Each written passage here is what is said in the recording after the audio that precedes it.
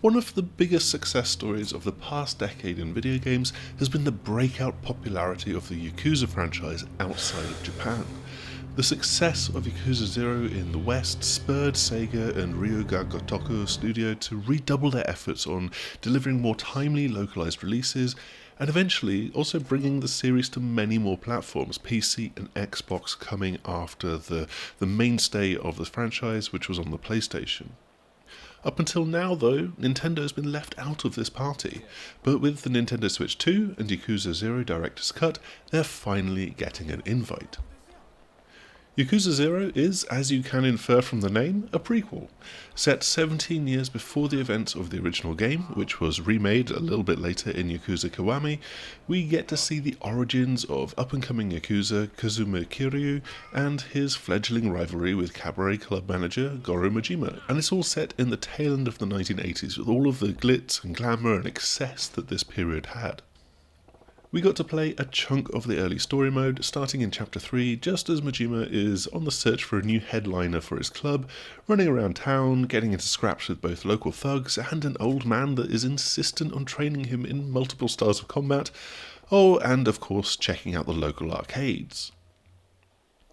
RGG Studio has sprinkled in some new incidents and character backstories into the game to justify this director's cut label, though we don't really know how extensive they'll be just yet, and it will take a lot more playthrough and analysis to figure out how they slot in. Much more important is just the fact that the game looks and plays great on Nintendo Switch 2. This is admittedly a very old game now, that honestly shouldn't trouble the Switch 2 hardware in the slightest, and that's especially true of when playing in docked mode as we were while capturing it. It runs flawlessly from what we can see. In fact, there's enough headroom here for RGG Studio to get a little bit silly, a bit wacky with their decade-old game, and chuck multiplayer into the mix. The raid mode is just about mad enough that it could actually be a brilliant little time sink. Teams of up to 4 players get to rampage through cramped, close-quarters combat against wave after wave of enemies. Each wave you face bounces you to another small arena in the streets, alleys, and buildings in Kamurocho and Sotenbori, and you're fighting against the clock in an arcade style to defeat them all and make it to the next stage, all of which builds up to a boss battle which could be 15 levels deep. It is rambunctious chaos, bordering on Muso levels of screen-filling action at times, as you find yourself battling against a dozen or so enemies, or even more within tight confines. Button mashing your way through is more than acceptable here, and you're often pretty likely to at least hit someone most of the time if you do so. Some characters are much more versatile than others though. I unlocked in the Switch 2 the Red Clown Red Lip Yamamoto, and his slow, static, sweeping scythe attacks make staying with the fast pace of battle more of a challenge than if you were to stick with Kiryu or Majima. But there are some good twists here, such as how Kiryu and Majima have both been split out into their 3 separate fighting styles, meaning that they don't have any latent advantages over the dozens of other unlockable characters. And speaking of unlockables, we're into the zone of collecting meaningless amounts of money to do so. Prices for new characters start at around 10 million yen, which you can easily earn from just a few successful wave clearances. You'll get the big bucks if you're able to fully clear a mission, and that can unlock some of the more expensive characters, but the grind will probably really start to set in as you upgrade characters to improve their stats, and those costs increase at a time and again. Still, this could be a fun added diversion for people picking the game up on Nintendo Switch 2, and it is great to see the Yakuza and Like a Dragon franchise start to make its way to Nintendo's hybrid console platform.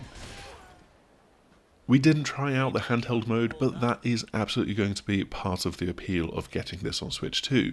I mean, yes, the game runs great on Steam Deck and other PC handhelds, but those are still very niche markets when compared to the mass appeal of the Switch.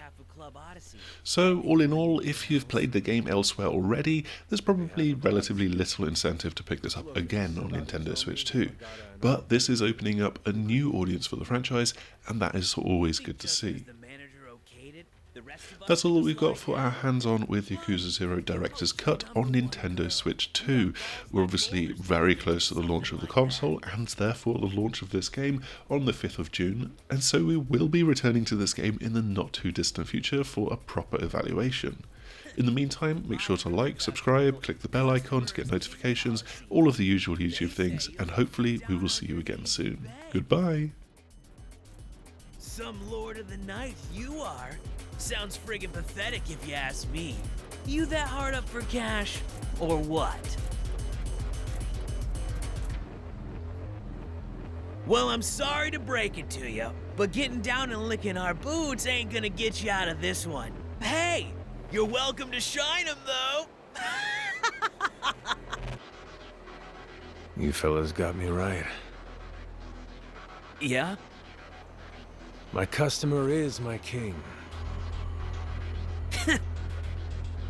I'll bow to anybody who wants to drink at my shop.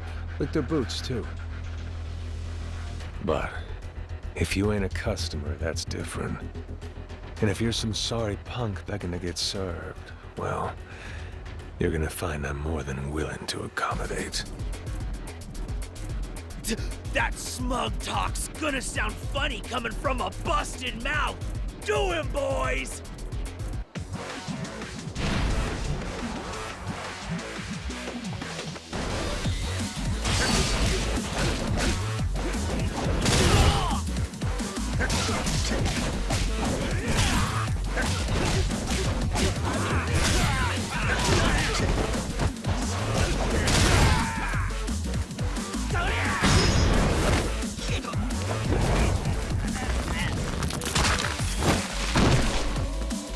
Sonia!